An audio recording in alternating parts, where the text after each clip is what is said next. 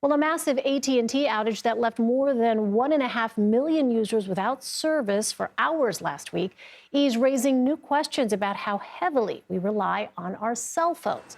During the outage, multiple cities' emergency services suggested using a landline if you need to call 911 for help. The problem is only 25% of households still have a landline, according to the FCC, and that number is shrinking.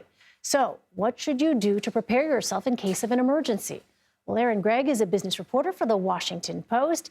Aaron, a lot of people were asking this question. You know, during the outage, people were told to use a landline to call 911. But last year, 75% of 911 calls were placed from a cell phone. Was that a wake-up call, basically, for consumers to keep or maybe even reinstall their landlines? So I think that landlines are really not a solution to this problem. As you said, only about 1 in 4 people even still have one of these things. And what if you have an emergency while you're out of the house? There's all sorts of reasons why cell phones are a part of our society and are basically needed to call emergency services when something is happening.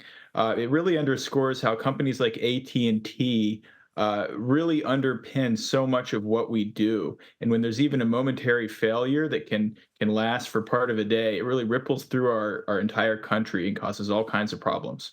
Well, what are some other ways that you can call for help during an outage if you don't have access to a landline?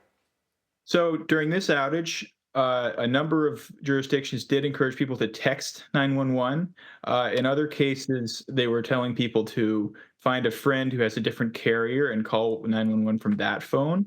Obviously, those are very imperfect solutions, but almost everyone you meet out on the street does have a cell phone these days. So hopefully, someone will be able to call for help if needed.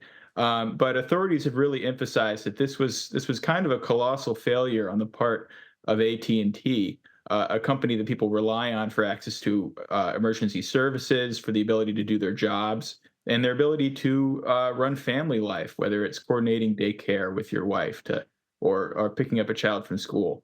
I think AT&T is going to face a lot of questions about what exactly went wrong here.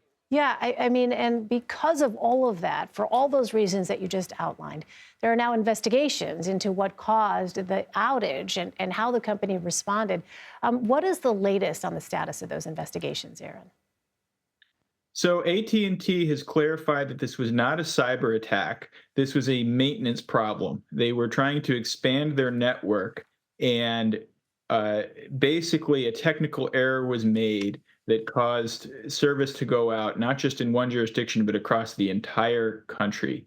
What they have not clarified is why were there not redundancies in place? If there were backup systems that should have kicked in, why did they fail? And why weren't customers notified about this on the day of? Throughout the morning, when people's cell phones were going out, the company still had not even confirmed or clarified that their network was in fact down. They were answering people on Twitter to the effect that a maintenance issue had come into play, but there was very little communication really until the middle of the day, when all of these people had been without service for hours and hours. It appears that at least 1.7 million people reported having their service out, some for as long as 12 hours. But we don't really know how many people out of AT&T's 70 plus million cell phone customers had their service knocked out. These are very broad-based outages across the country. It's very rare to see an outage of this scale seemingly everywhere at the same time. All right, Gregg. Aaron, thank you very much. Thanks, Elaine.